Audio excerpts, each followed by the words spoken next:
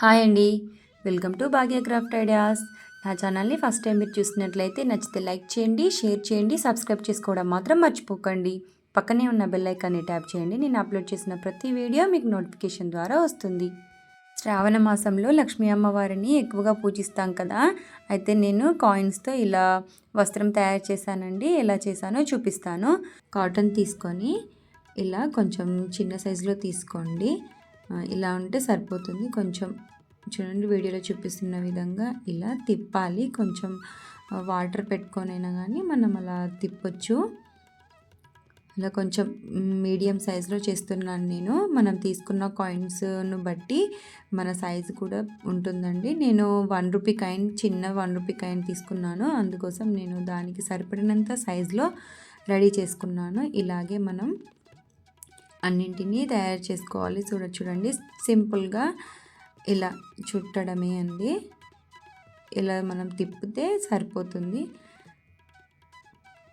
అమ్మవారికి శ్రావణ మాసంలో అలంకార ప్రియురాలు కదా. మనము ఎంత ఎక్కువగా అలంకరణ చేస్తే మన ఇంట్లో లక్ష్మీదేవి అంత ఎక్కువగా మన ఇంట్లో స్థిరపడాలని చెప్పి నేను చేశానండి. నేను కాయిన్స్ 1 రూపీ చిన్న కాయిన్స్ తీసుకున్నాను. ఇలాగే మనం సరిపడినన్ని తయారు చేసేసుకొని చూడండి, నేను ఇక్కడ రిబ్బన్ తీసుకున్నాను, ఎల్లో కలర్ రిబ్బన్. మీరు లేదంటే పేపర్ను కట్ చేసి కూడా చేసుకోవచ్చు. నేను ఇంతకుముందు ప్రీవియస్ వీడియోలో కూడా నేను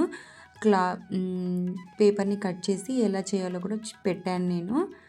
చూడండి, నేను వీడియోలో చూపిస్తున్న విధంగా ఇది ఫస్ట్ మనం మిడిల్ పార్ట్ నుంచి చేసుకుంటూ వస్తే సైడ్స్కి కూడా మనం కరెక్ట్గా ఆ పక్క ఈ పక్క మనం కరెక్ట్గా సెట్ చేసేసుకోవచ్చు. ఇలా కింద ఒక కాయిన్ పెట్టేసేయాలి. మనము ఫెవికాల్ పెడుతూ చేస్తే గట్టిగా అతుక్కుంటుందండి, ఏమో పడిపోదు. నేను లాస్ట్కి చూడండి, నేను దేవుడికి కూడా పెట్టి అమ్మవారికి కూడా పెట్టి చూపించాను కదా, పడిపోదు. కాస్త ఆరనివ్వాలి, తొందరగా తీయకుండా కాస్త ఆరనిస్తే అది గట్టిగా ఆరిపోయి గట్టి పడిపోతుంది. చూడండి, నేను చిన్న సైజ్ తీసుకున్నాను. ఇలా మనం చక్కగా ఫెవికాల్ పెడుతూ మనము అతికిచ్చేసేసుకుంటే మంచిగా ఆరిపోయి చక్కగా టైట్గా అయిపోతుందండి, అసలు ఊడిపోదు. చూడండి, వస్త్రం లాగే మనము వస్త్రం చేసుకున్నట్టే ఉంటుంది. కాయిన్స్తో వస్త్రం అంటే ఇది చాలా బాగుంటుందండి. మీరు కూడా అమ్మవారికి తప్పకుండా ఈ వరలక్ష్మి పూజకి ట్రై చేయండి. అలాగే 2 సైడ్లు సమానంగా ఒక కాటన్ పెడుతూ మనం ఫెవికాల్తో ఇలా అతికిచ్చేసేసుకోవాలండి. సమానంగా ఈ పక్క ఆ పక్క ఈక్వల్గా వచ్చే విధంగా సెట్ చేసేసుకోవాలి. నేను రెడీ చేసేసాను. తర్వాత వీటికి మనము కుంకుమ చందనంతో డెకరేషన్ చేద్దామండి. ఇలా కొంచెం వాటర్లో కలిపాను చందనమును కుంకుమ.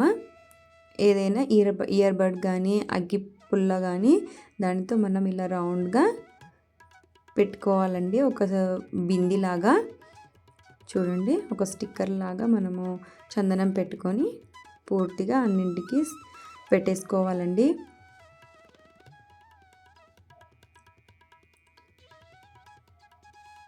ఇలాంటి అలంకరణలు మీరు కూడా తప్పకుండా ట్రై చేయండి. అమ్మవారు చాలా బాగుంటుందండి. అమ్మవారికి ఇలా అలంకరణ చేయడం కూడా చాలా ఇష్టం కదా. అందుకోసం మీరు కూడా తప్పకుండా ఈ వరలక్ష్మి పూజకి తప్పకుండా ట్రై చేయండి. ఇలాంటి మరెన్నో ఇంట్రెస్టింగ్ వీడియోస్ కోసం నా ఛానల్ని సబ్స్క్రైబ్ చేసుకోవడం మాత్రం మర్చిపోకండి. చూడండి, తర్వాత మనం కుంకుమ పెట్టేసి నేను కొంచెం మధ్య మధ్యలో ఈ కాటన్కి అక్కడక్కడ చిన్న చిన్న కుందన్స్ పెట్టానండి. మీకు పెట్టాలనుకుంటే పెట్టొచ్చు, లేదంటే పర్వాలేదండి, అలా కూడా చాలా బాగుంది. ఇలా అన్నింటికి పెట్టేసుకోవాలి. తర్వాత మనం పైన మనకి కట్టడానికి దేవుడి పటానికి ఇలా కొంచెం ఉల్లన్ తీసుకొని నేను ఇలా ప్లాస్టర్ చేసేసాను.